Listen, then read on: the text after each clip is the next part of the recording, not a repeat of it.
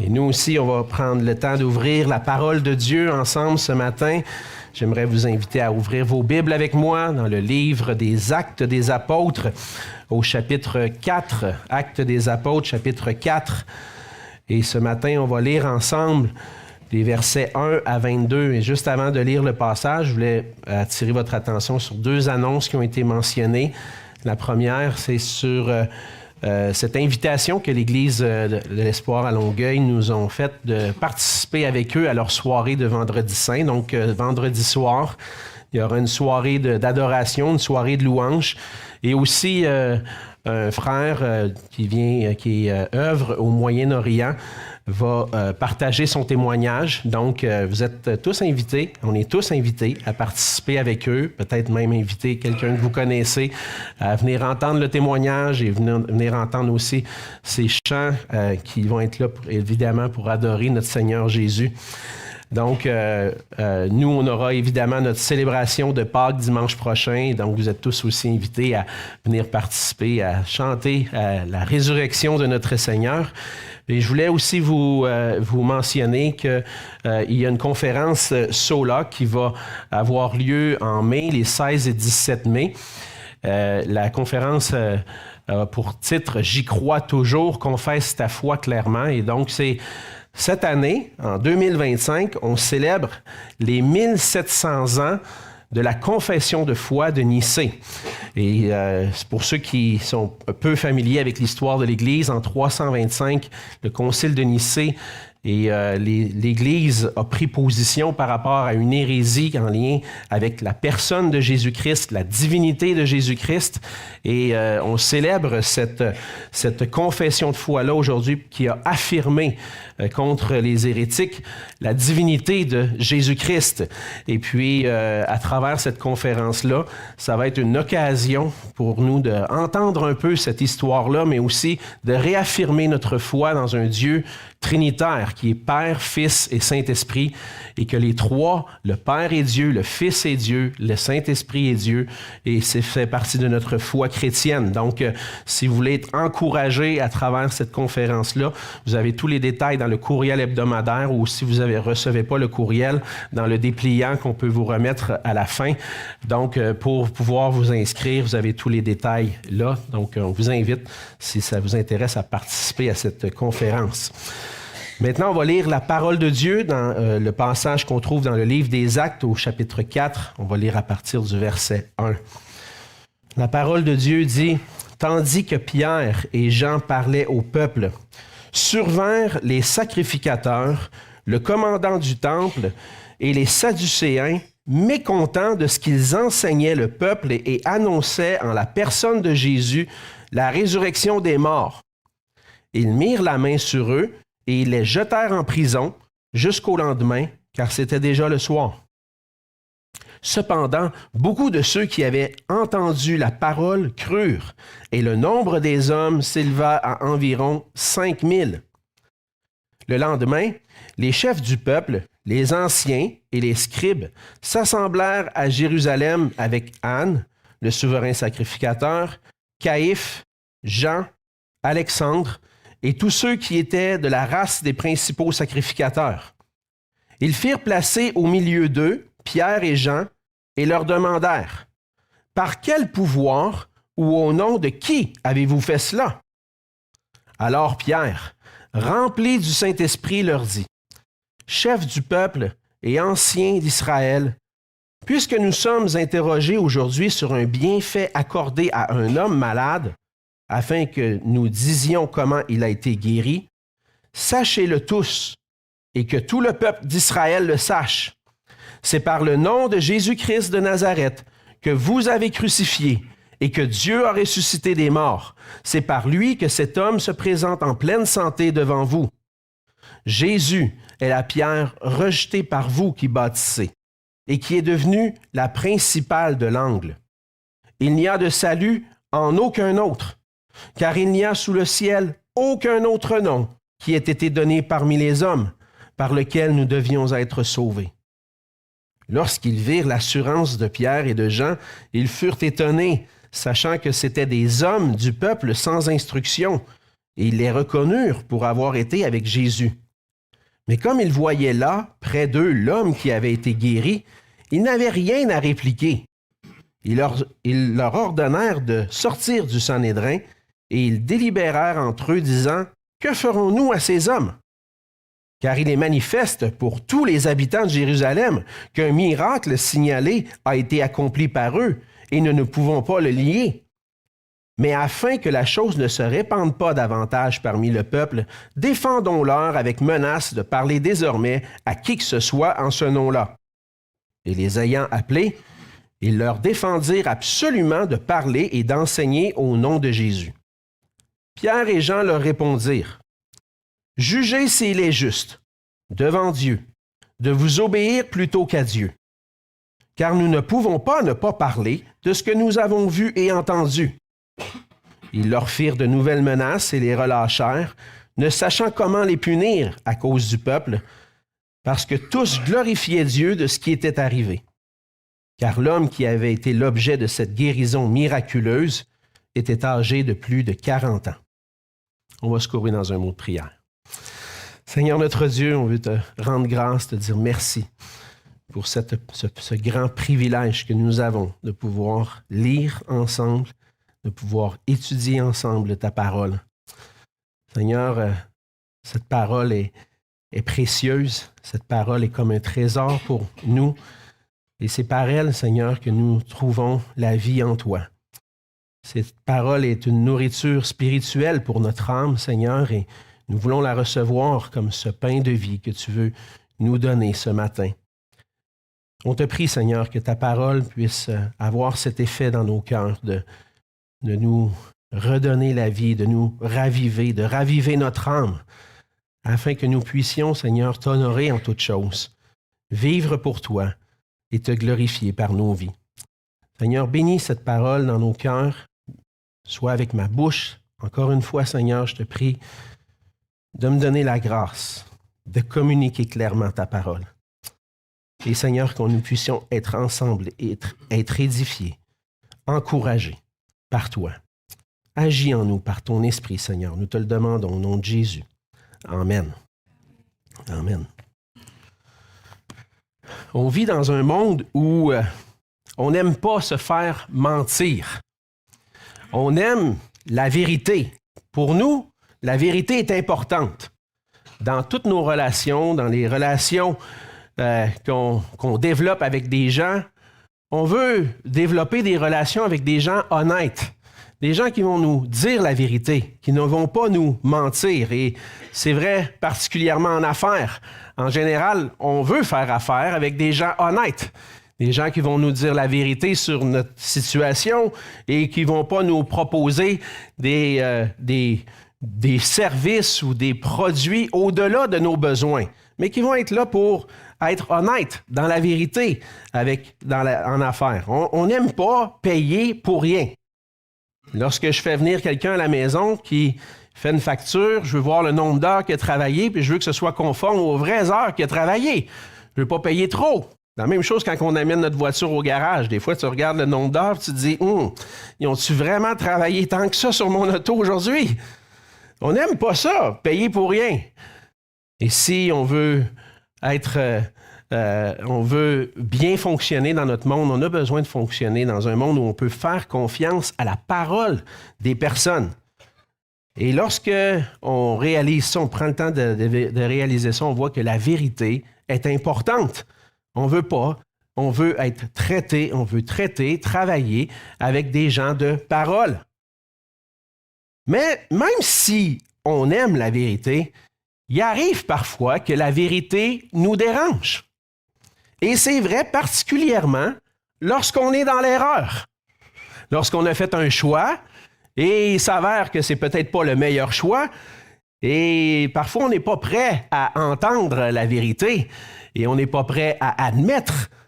On veut parce qu'on est convaincu du contraire. « Oh non, c'est correct, je vais m'arranger. » Je pense, on a tendance à ne pas vouloir se faire dire la vérité, et pour ce qui concerne le salut des hommes, plusieurs ont de la difficulté à accepter le fait que Jésus est la vérité, le seul chemin qui mène à Dieu. Et en tant que chrétien, On accepte cette vérité-là. On y a cru. On a cru à Jésus-Christ, le seul chemin qui nous mène à Dieu. Et même, le Seigneur, tellement qu'on a cru, on est prêt à obéir au Seigneur parce que le Seigneur nous appelle maintenant à le faire connaître, à faire connaître sa vérité au monde autour de nous et le faire connaître même dans un monde où très peu de gens veulent entendre cette vérité-là. Mais souvent, face à l'incrédulité des gens, il est possible qu'on tombe dans le découragement et nous-mêmes dans l'incrédulité par rapport au salut des gens. On se dit, j'ai tellement témoigné, qu'est-ce que ça donne? J'ai pas vu de fruits, j'ai pas vu des gens se convertir au Seigneur. Je témoigne, mais personne ne veut croire. Eh bien, dans le passage de ce matin, on va voir dans la situation que Pierre et Jean ont vécue, que ça peut répondre à cette question-là. Qu'est-ce que ça donne? Dans le passage, on voit la suite des événements qui se sont passés à la suite de la guérison de l'homme boiteux. Et depuis quelques semaines, c'est ce qu'on regarde ensemble. On regarde ensemble les débuts de l'Église dans le livre des Actes. On a vu que le Seigneur Jésus a envoyé son esprit au jour de la Pentecôte. Plusieurs ont cru, plusieurs se sont tournés vers le Seigneur. Et ensuite, au début du chapitre 3, on a vu que par l'entremise de Pierre et Jean, le Seigneur a fait un miracle et a guéri un homme boiteux qui était boiteux depuis sa naissance.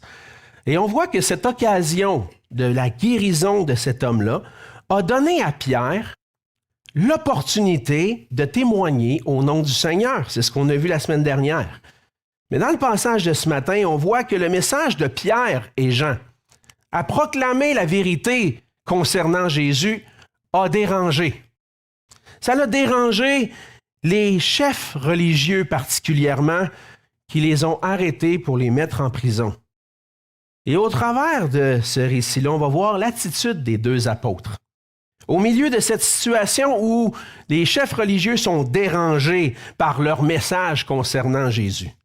Et on va voir ensemble que Pierre et Jean sont pour nous un exemple dans les situations d'adversité où on pourrait rencontrer des gens qui sont nos ennemis dans notre témoignage et où on pourrait se décourager. Et on va apprendre ensemble à travers ce passage que puisque Jésus est le seul par qui nous pouvons être sauvés, le Seigneur nous appelle à lui obéir en témoignant de son nom, quoi qu'il en coûte. En tant que disciple de Jésus, on doit être conscient de trois réalités qu'on voit dans le passage. La première réalité, on la voit dans les versets 1 à 4, qui est de parler au nom de Jésus. Le fait de parler au nom de Jésus dérange souvent les gens et les autorités. C'est évident. Pour ceux qui ont déjà témoigné de Jésus-Christ, parler de Jésus, ça dérange. Et c'est ce qu'on voit dans les premiers versets, lorsque les autorités du temple et les chefs religieux ont été dérangés par l'enseignement de Pierre et Jean. On voit au premier verset que pendant que Pierre et Jean étaient encore en train de parler au peuple, on se souvient qu'ils sont en train de parler au peuple dans le temple, au portique de Salomon. Ils sont en train d'annoncer l'Évangile, d'appeler les gens à la repentance et à la foi en Jésus-Christ. Et là survint les sacrificateurs, le commandant du temple et les Sadducéens qui sont pas contents. Ils sont mécontents de ce qu'ils enseignaient le peuple et annonçaient en la personne de Jésus la résurrection des morts. On a ici trois types de personnes qui nous sont décrites. Premièrement, les sacrificateurs. On reconnaît bien leur rôle. C'était ceux qui étaient responsables dans le temple d'offrir le culte à Dieu, d'offrir des sacrifices à Dieu selon la loi de l'Ancien Testament, selon l'Ancienne Alliance. Les sacrificateurs étaient là pour offrir des sacrifices en faveur pour Dieu, en faveur du peuple, pour le culte à Dieu. Il y avait aussi le commandant du temple. Le commandant du temple, c'était celui qui était responsable de maintenir l'ordre dans les activités qui se passaient au temple. Évidemment, on peut lire plus loin que le nombre d'hommes est élevé à 5000. On peut dire que lorsqu'il y avait des événements au temple, beaucoup de gens étaient là et donc ça prenait quelqu'un pour s'assurer que tout fonctionne dans l'ordre. Il y avait un commandant qui était responsable de la police du temple et tout ça. Et lui aussi vient parce que là, il semble y avoir quelque chose qui dérange dans le temple. Et on voit aussi les Sadducéens. Les Sadducéens, c'est un groupe religieux de l'époque de Jésus et des apôtres. On entend souvent parler des pharisiens dans les évangiles. On entend un peu moins parler des Sadducéens. Pourtant, à l'époque de Jésus et des apôtres, c'était probablement un des groupes les plus influents dans cette époque-là. Les Sadducéens étaient un groupe religieux qui rejetait toute la loi orale et même la loi qui était en surplus de la Torah. Donc, ce que les Sadducéens croyaient, c'était que la Torah, les 5 premiers livres de la Bible, que nous on appelle le Pentateuque, la loi de Moïse, étaient les seuls livres sur lesquels on pouvait se fier. Tout le reste de l'Ancien Testament et toute la loi orale que les pharisiens avaient développée parce qu'eux croyaient aussi à une loi orale, les Sadducéens, eux, n'y croyaient pas. Et en se basant seulement sur la Torah, en se basant seulement sur la loi de Moïse, les Sadducéens en étaient venus à rejeter toute forme de croyance dans l'immortalité de l'âme et la résurrection. Donc, les Sadducéens, eux, ne croyaient pas qu'il y aurait une résurrection. Ils étaient plutôt pragmatiques dans leur façon de fonctionner, puis ils cherchaient à garder les affaires humainement plus simples.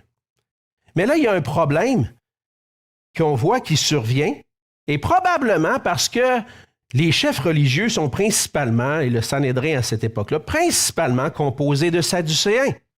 Quel est le problème avec ce qui se passe?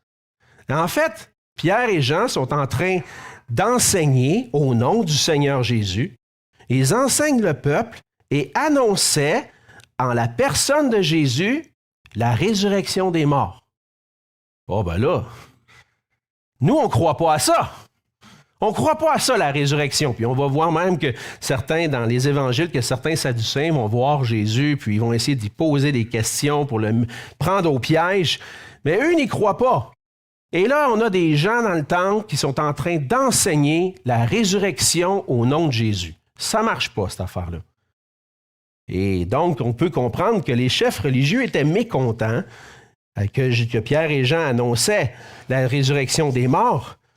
Et avec ce qui arrive à ce moment-là, ben, eux autres, ils veulent régler le problème. Alors, avec le commandant du temple qui est là, les chefs religieux mettent la main sur Pierre et Jean pour les jeter en prison parce que c'était déjà le soir. On se rappelle dans les détails qui ont précédé que Pierre et Jean s'étaient rendus au temple vers à peu près 3 heures de l'après-midi. Ils ont guéri le boiteux. Et puis après ça, ils ont enseigné au peuple, ils parlaient au peuple. Puis là, on était rendu le soir. Donc, c'est pas le temps de faire un procès maintenant. On va les mettre en prison, puis on fera le procès demain matin. Malgré tout, avec le fait que Pierre et Jean sont en train de prêcher au peuple, malgré le fait qu'ils sont en train d'être arrêtés, Luc mentionne un commentaire au verset 4, que malgré cela, beaucoup de ceux qui avaient entendu la parole de Pierre, plusieurs ont cru, et le nombre des hommes s'éleva à environ 5000. Et donc, on peut comprendre avec ce passage-là, avec la manière dont c'est formulé, qu'on comptait les hommes, probablement que les femmes ne sont pas comptées, les enfants ne sont pas comptés. Donc, on peut voir que le nombre de disciples continue d'augmenter. Ils sont rendus très nombreux. Le Seigneur continue son œuvre, malgré le fait que certains veulent empêcher que l'œuvre de Dieu se fasse. Mais à travers ces premiers versets-là, ce qu'on voit, c'est que l'arrestation de Pierre et Jean démontre que la proclamation de l'Évangile de Jésus-Christ dérange souvent les gens autour de nous. La bonne nouvelle de Jésus-Christ dérange, parce qu'elle nous dérange dans notre façon d'être. Si on croit en Jésus, je dois changer ma façon d'être. Ça dérange ma façon de penser aussi. Si je crois en Jésus, Il faut que je change ma manière de voir la vie. Ça m'empêche aussi d'agir comme je veux. Et dans le contexte de ce passage-là, comme dans toute l'histoire de l'Église, on voit que la proclamation de l'Évangile a toujours dérangé. Parce qu'elle dérange l'être humain dans ce à quoi il est le plus attaché. Elle dérange sa vision du monde. Elle dérange sa façon de vivre. Et dans une société séculière qui se dit laïque, on ne veut pas entendre parler de Jésus. On ne veut pas entendre parler de religion. Parce que depuis le début des temps modernes, on tient beaucoup à défendre notre liberté. Et c'est vrai aussi au Québec après la Révolution tranquille. L'Église catholique a tellement eu une emprise tellement grande sur le peuple québécois que la Révolution tranquille a amené une sorte de révolte contre l'Église. Je vais aller plus loin que ça. Révolte contre l'Église catholique romaine, révolte contre tout ce qui est religieux. Et lorsqu'on revient avec des idées qui parlent de Jésus, de croire en Jésus, ça dérange. On n'en veut plus de ça. C'est le contexte dans lequel on vit. On veut être libre d'être, de penser, d'agir comme je veux. Il n'y a personne qui va me dire quoi faire. C'est moi le boss de ma vie. Et au nom de la liberté, on en vient à un point où on évacue tout concept de vérité absolue qui pourrait s'imposer à notre façon de vivre. C'est certain que les chrétiens qui prêchent la vérité concernant Jésus vont être rejetés. On ne veut pas en entendre parler parce que ça nuit à notre liberté. Et la meilleure façon de faire, c'est de remettre en question même cette idée de vérité. Est-ce que la vérité existe vraiment? Il y en a probablement une, parce qu'à un moment donné, on n'a pas le choix d'admettre. Il y a une vérité. Mais là, on va remettre en question même la possibilité de connaître la vérité. C'est ce que les agnostiques font. Remettre en question même cette possibilité de pouvoir la connaître. Il y en a probablement une vérité, mais on ne peut pas vraiment le savoir. La vérité que les chrétiens annoncent avec assurance, avec certitude concernant Jésus, dérange et va continuer de déranger. Et c'est sûr, il faut reconnaître que s'il y a quelque chose qui dérange dans notre témoignage, il faut s'assurer que ce soit vraiment l'Évangile qui dérange. Il faut être conscient que parfois, dans notre façon de témoigner, notre façon d'aborder les gens, on peut déranger dans notre attitude. Ça m'est arrivé de pécher de cette façon-là.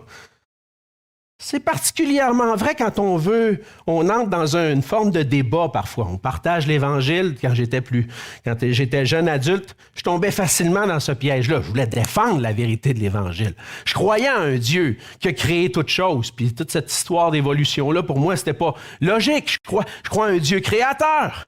Et là, on entre dans des discussions, il y a des débats. Puis, on n'est plus vraiment en train de penser qu'on veut gagner la personne avec l'amour de Christ. Ça m'est arrivé de faire cette erreur-là, de vouloir tellement gagner mon point que je manque de douceur, puis je ne suis plus à l'écoute de l'autre. Puis là, dans ce temps-là, je deviens celui qui dérange. C'est moi qui dérange, c'est plus l'Évangile. C'est moi. On doit constamment veiller sur notre attitude pour qu'à travers le fait qu'on communique la vérité, puis même si on est convaincu de la vérité, on peut le faire avec humilité, avec amour, en cherchant à gagner la personne. Et ce n'est pas moi qui va la gagner, c'est l'Esprit de Dieu qui va faire son œuvre dans les cœurs.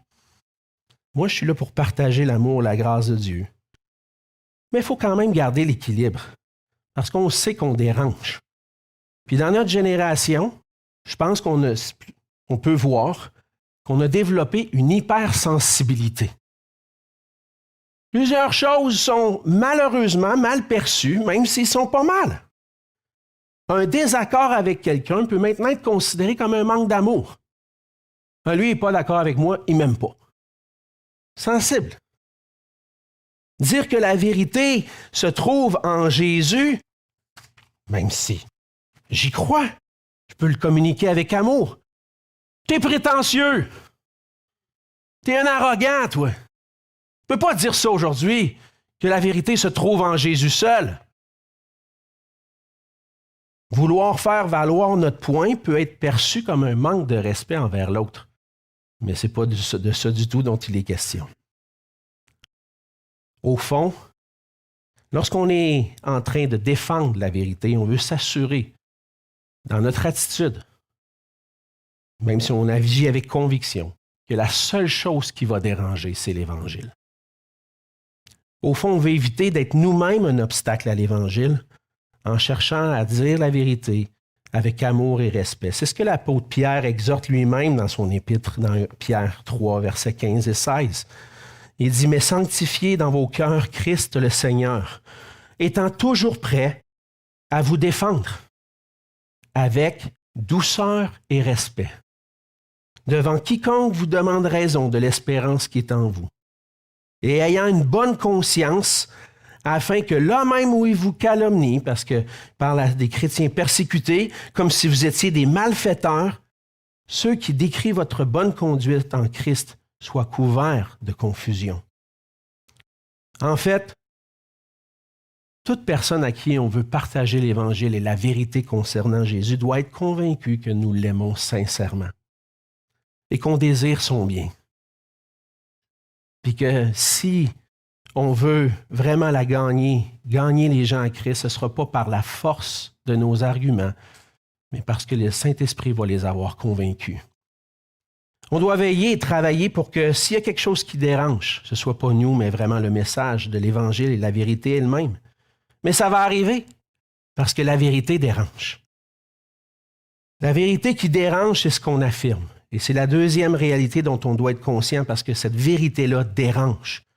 Et cette vérité-là, Pierre va l'expliquer dans sa réponse le lendemain. Cette vérité, c'est que Jésus-Christ est le seul par qui nous pouvons être sauvés. Il n'y en a pas 3 options, il n'y en a pas 20 options, il n'y en a pas 2, il y en a juste une. Et c'est ce qu'on affirme. Le lendemain, on voit au verset 5 que les chefs du peuple ont appelé Pierre et Jean, se sont rassemblés avec le souverain sacrificateur, Anne, Caïphe, Jean, Alexandre, on ne connaît pas tous ces noms-là, mais c'était des gens qui étaient de la race des principaux sacrificateurs, le sacrificateur principal, le souverain sacrificateur, gardait son titre à travers les générations, et donc on pouvait voir ici les hauts chefs religieux réunis, ceux qui étaient là depuis plusieurs années, et sont là pour entendre ce que Pierre et Jean ont à dire. Et on voit que parmi eux était Caïphe, un nom qu'on a déjà vu quelque part dans les évangiles. Le souverain sacrificateur qui a condamné Jésus à mort pour le livrer à Pilate. Alors il demande à Pierre et Jean de se défendre, de donner raison de pourquoi ils sont en train de faire ça. Par quel pouvoir ou au nom de qui avez-vous fait cela? Pierre répond au chef que c'est par le nom de Jésus de Nazareth. Et encore une fois, il va souligner, on voit au verset 10, « Sachez-le tous, et que tout le peuple d'Israël le sache, c'est par le nom de Jésus-Christ de Nazareth que vous avez crucifié et que Dieu a ressuscité des morts. C'est par lui que cet homme se présente en pleine santé devant vous. Vous nous avez arrêtés parce qu'il y a quelque chose de bon qui vient d'arriver à quelqu'un. Vous nous avez arrêtés parce qu'il y a cet homme-là qui, depuis sa naissance, puis aujourd'hui il y a plus que 40 ans, on l'a guéri. Bon, on va vous le dire. On n'a pas honte de le dire. C'est plus le même Pierre là, qui est là. Hein? Lui qui était dans la cour du souverain sacrificateur pendant que Jésus subissait son procès. « Ah non, je ne le connais pas, lui. » Il a changé. Pourquoi? Parce qu'il a reçu le Saint-Esprit. Au verset 8, on voit que Pierre a répondu en étant rempli du Saint-Esprit. On va voir ça souvent dans le livre des Actes. Le Saint-Esprit est à l'œuvre à travers les apôtres. Et la guérison de l'homme boiteux a été accomplie, on l'a vu la semaine dernière, par la foi en Jésus, qui est le Seigneur et le Christ ressuscité. Et Pierre ne se gêne pas pour rappeler encore une fois au chef, puis aussi ouvert à tout le peuple d'Israël, que vous avez crucifié Jésus, mais Dieu l'a ressuscité. Quand même intéressant de dire ça devant le souverain sacrificateur qui a condamné Jésus parce qu'il voulait faire taire Jésus. Ça n'a pas marché ton affaire, mon homme. Jésus est plus fort que toi. Jésus est ressuscité. Puis on continue de parler de lui parce qu'il règne. C'est lui le Seigneur. Et là, dans la suite, Pierre va en arriver à la vérité centrale de ce passage-là. Une vérité centrale qu'on trouve dans les messages de Pierre, dans les messages des apôtres. Vous avez crucifié Jésus. Vous l'avez livré à Pilate. Et au verset 11, regardez bien, écoutez bien qui vous avez rejeté. Jésus est la pierre rejetée par vous qui bâtissez et qui est devenue la principale de l'angle.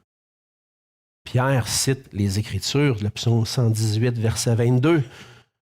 Lorsqu'on prend la pierre, lorsqu'on construit un bâtiment, dans ce temps-là, on cherchait des pierres, des bonnes pierres qui allaient servir à construire. Probablement qu'on cherchait à avoir des pierres qui aidaient à tenir le tout droit. Hein? Et là, on prenait une pierre. Ah non, pas le bon matériel. Ça va s'effriter. Ça ne sera pas bon. On jette la pierre. On n'a pas besoin. Et là, Pierre, il parle à ceux, aux chefs religieux qui sont eux qui bâtissent, qui sont supposés d'être en train de bâtir. Vous avez rejeté la pierre. Dieu s'en est servi pour s'en servir comme pierre angulaire, la pierre de l'angle. La première pierre qu'on plaçait pour construire un bâtiment qui allait déterminer tout le reste de la construction. C'est sur cette pierre-là que tout était fondé. Vous avez rejeté une pierre, Dieu s'en est servi pour être le fondement d'une foi en Dieu, le fondement du salut. Et au verset 12, Pierre va déclarer que ceux qui l'ont rejeté, c'est maintenant le seul en qui se trouve le salut. Il n'y a de salut en aucun autre, car il n'y a sous le ciel aucun autre nom qui ait été donné parmi les hommes par lequel nous devions être sauvés. Il y en a combien d'autres? Aucun. Aucun autre. Retenez ça. Retenez ça. Gardez ça à l'esprit, parce que vous allez en avoir besoin lorsque vous allez aller témoigner de Jésus. Il n'y a aucun autre nom qui a été donné, on peut dire entre parenthèses, par Dieu, parmi les hommes, sous le ciel. Aucun autre nom par lequel on peut être sauvé. Aucun autre. Aucun autre. Vous comprenez, là? OK. Encore? Il faut le répéter.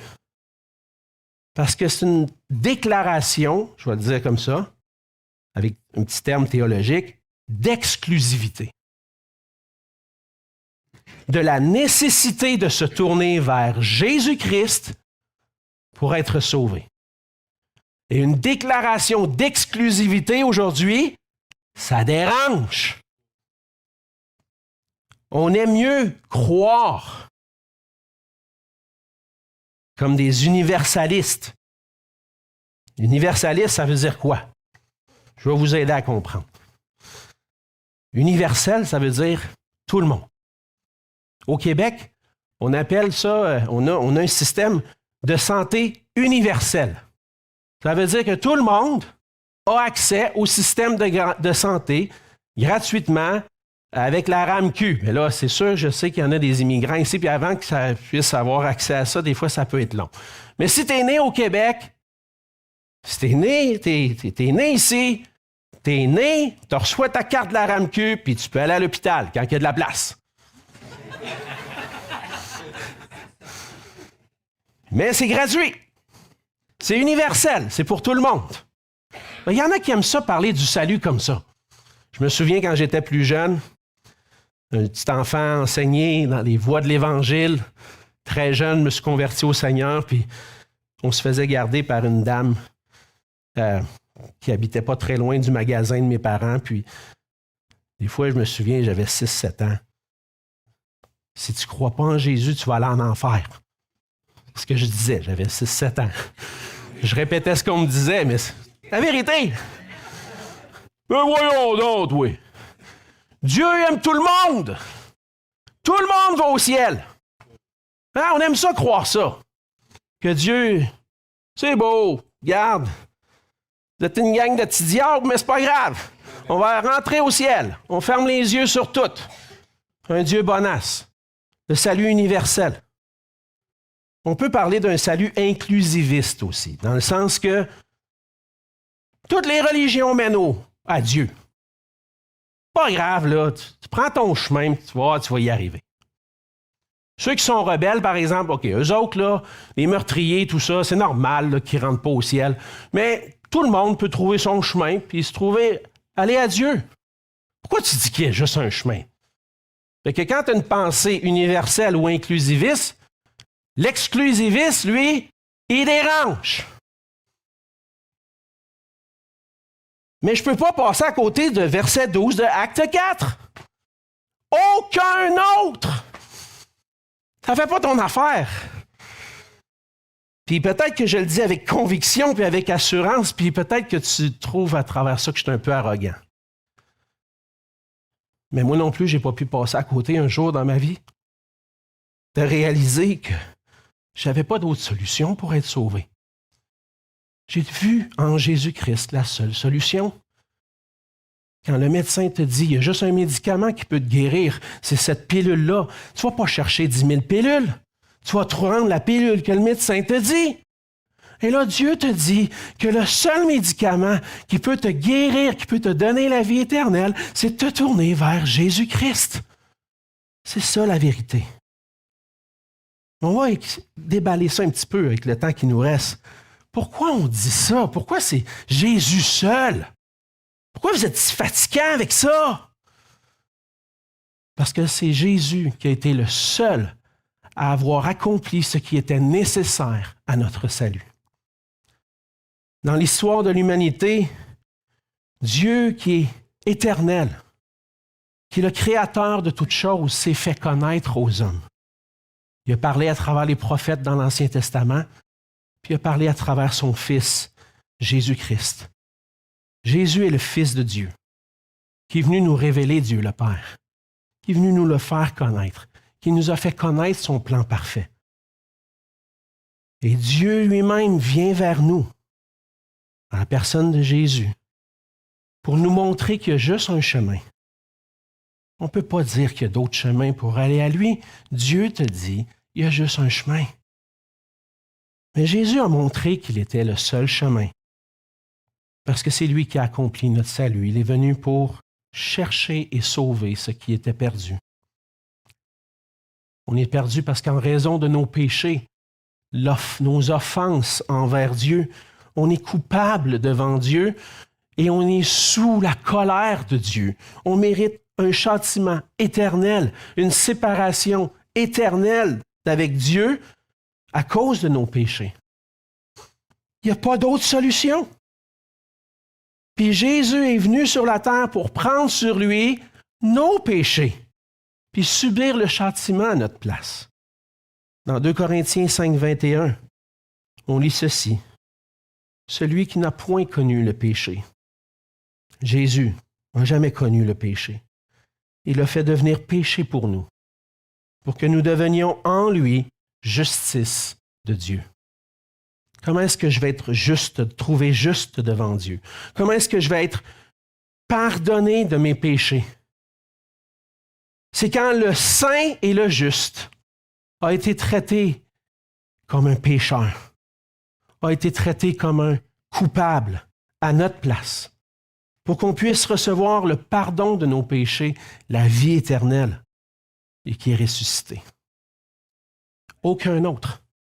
Parce qu'il n'y a aucun autre qui a accompli ce qui était nécessaire pour nous ouvrir le chemin pour aller vers Dieu. Étant le seul à avoir accompli ce qui était nécessaire pour nous délivrer de nos péchés, de la colère, de la condamnation, alors c'est exclusivement par la foi en Jésus qu'on peut être sauvé. Chercher ou inventer d'autres moyens de salut, on pourrait bien. J'aimerais bien ça pouvoir vous le dire. Bon, j'aimerais pas ça parce que ça enlèverait la gloire à Dieu, mais humainement parlant, on va le dire comme ça. J'aimerais ça te dire qu'il y a plus qu'un chemin. Ton chemin que tu suis, là, c'est correct. Ben oui, c'est beau. Chacun sa vérité, on va tous se rendre à la même place. On va tous arriver à Noël en même temps. On dit ça souvent, hein? On n'arrivera pas tous à Dieu en même temps, même si ça me ferait bien plaisir, humainement parlant, de vous dire qu'il y a plusieurs chemins. Si tu es en train de te dire, ben moi, je vais m'arranger. Pas besoin de Jésus. Je vais m'arranger avec Dieu. En disant ça, on est en train de rejeter le seul moyen que Dieu nous a donné. On est perdu. Alors, ma mise en garde pour vous ce matin, je le dis par amour pour vous. Je le dis avec un cœur rempli de compassion, même si ça peut déranger.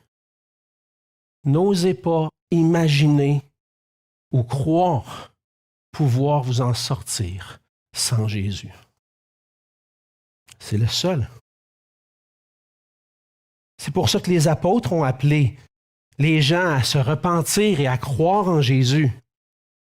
Ils leur ont dit, arrêtez d'agir selon votre propre cœur, arrêtez d'agir selon vos pensées, arrêtez de vous reposer sur votre propre sagesse, sur votre propre moyen, vous n'y arriverez jamais. Reconnaissez en Jésus le Sauveur, le Seigneur, le Christ, ressuscité, glorifié.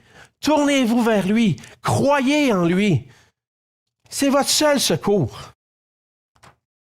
Alors, si on veut avoir le pardon de nos péchés, la réconciliation avec Dieu, c'est seulement Jésus qui peut nous sauver.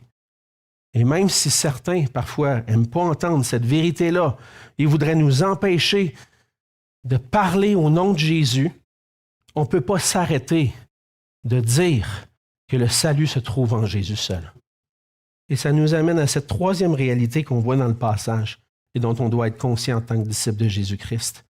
C'est que le Seigneur a confié un mandat à son Église et nous devons obéir à Dieu plutôt qu'aux hommes.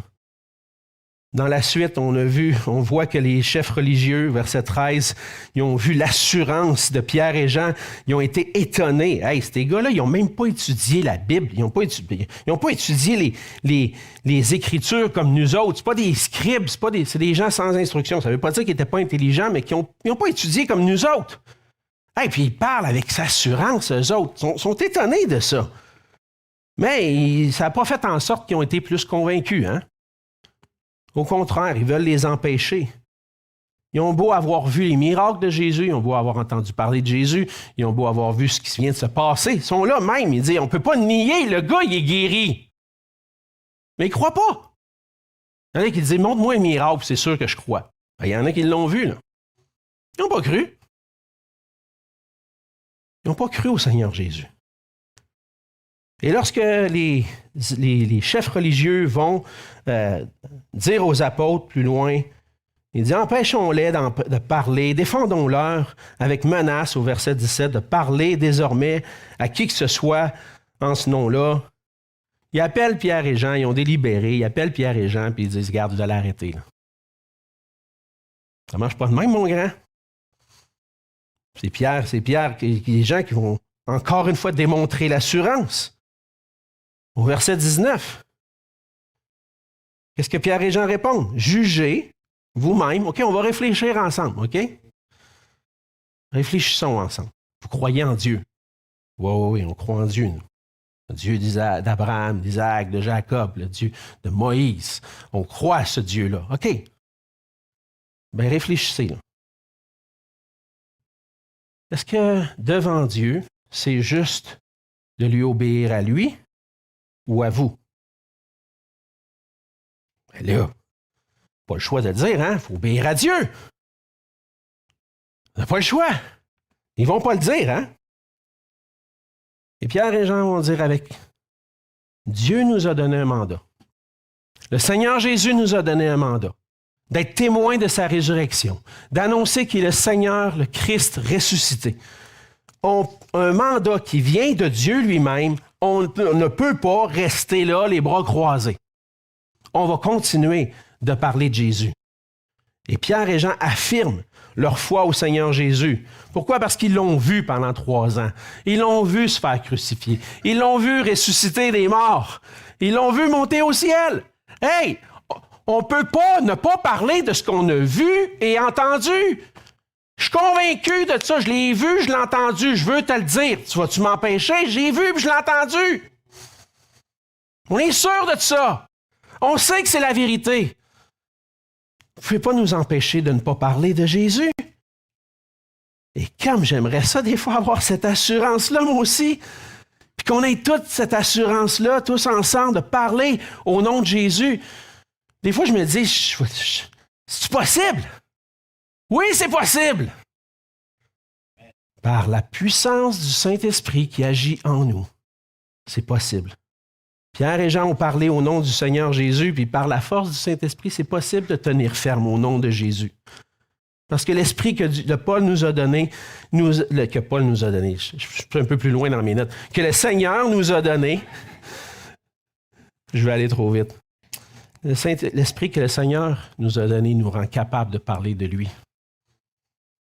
Paul dit à Timothée, là je suis rendu là, 2 Timothée 1, 7 et 8, car ce n'est pas un esprit de timidité que Dieu nous a donné. Au contraire, son esprit nous remplit de force, d'amour, de sagesse. N'aie donc point honte du témoignage à rendre à notre Seigneur, ni de moi son prisonnier, mais souffre avec moi pour l'Évangile par la puissance de Dieu. Cette semaine, je méditais sur ça. J'ai été convaincu par l'Esprit Saint dans mon cœur que Jésus est la vérité. C'est la grâce de Dieu. Puis maintenant, le Seigneur me demande de témoigner de ça, de partager à d'autres. Le Seigneur, remplis-moi de ton esprit pour que je puisse le faire avec assurance maintenant. Que je puisse le dire. Le Seigneur utilise ceux qui ont cru en son nom pour apporter le salut au monde entier.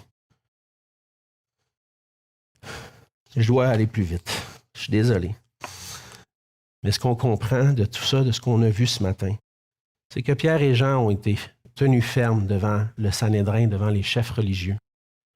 Ils ont tenu fermes parce qu'ils ont parlé de la personne qui est la vérité, Jésus-Christ lui-même.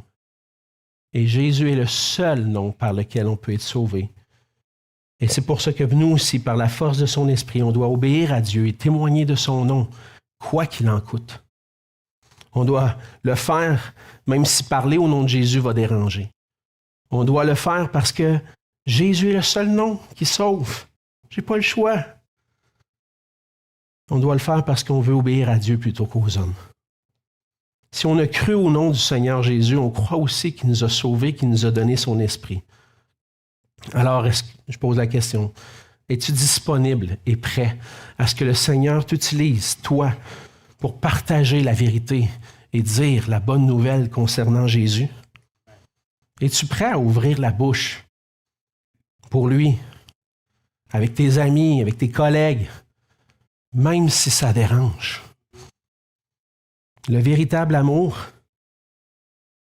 c'est celui qui aime comme Jésus et qui présente Jésus comme la seule solution aux plus graves problèmes, notre péché, notre rébellion. L'histoire de Pierre et Jean devrait nous enflammer. Moi, on entre dans la semaine qui précède Pâques. Quelle belle occasion de pouvoir partager. Qu'est-ce que ça signifie, Pâques, pour toi? D'avoir des discussions, des échanges.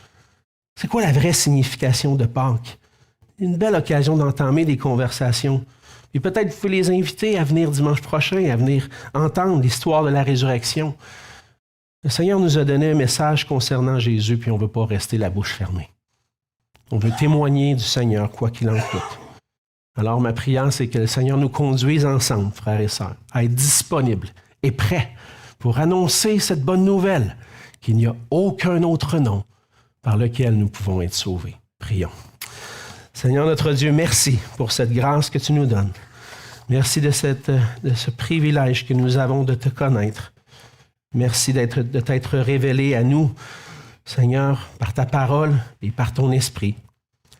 Merci d'avoir mis sur notre chemin un jour quelqu'un qui nous a parlé de toi. Merci d'avoir ouvert nos yeux, notre intelligence, pour qu'on puisse saisir, Seigneur Jésus, que sans toi, nous étions perdus. Et ma prière ce matin, c'est que tu puisses, par ta grâce, par cette parole qui a été annoncée, s'il y a quelqu'un ici qui n'a pas encore placé sa pleine confiance en toi pour son salut, pour le pardon de ses péchés, que tu puisses parler à son cœur ce matin. Le convaincre par ton esprit afin qu'il puisse saisir cette grâce qui se trouve en toi seul. Et Seigneur, merci pour ton esprit que tu nous as laissé, qui nous accompagne. Que nous puissions, par la force de ton esprit, Seigneur, saisir des occasions, manifester ton amour aux gens autour de nous en leur parlant de toi comme le seul qui peut nous sauver. Merci Seigneur Jésus pour tout ce que tu as accompli pour nous. On veut élever ton nom, te glorifier par nos vies. Et c'est en ton nom qu'on te prie.